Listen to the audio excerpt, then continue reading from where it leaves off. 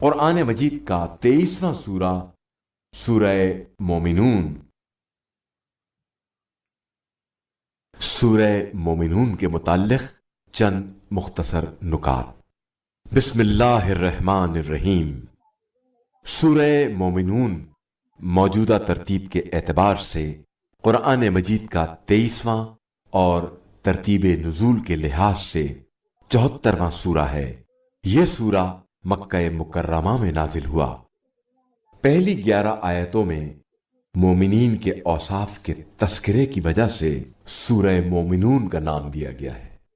روایات میں بیان ہوا ہے کہ حضرت علی علیہ السلام نے ولادت کے بعد اس سورے کی ابتدائی آیات کی تلاوت فرمائی تھی۔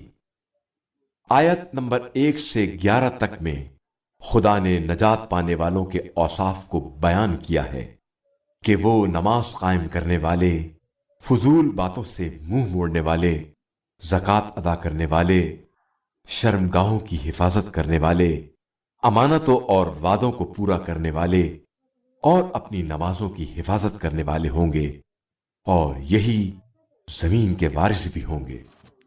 آیت نمبر 23 سے 30 تک میں حضرت نوح علیہ السلام کے کشتی بنانے اور ہر جاندار جوڑے کو لے کر کشتی میں سوار ہونے اور ظالم سے نجات پانے کو بیان کیا گیا ہے۔ آیت نمبر 100 میں برزخ کا ذکر ہے۔ دو چیزوں کے درمیان حائل چیز کو برزخ کہتے ہیں۔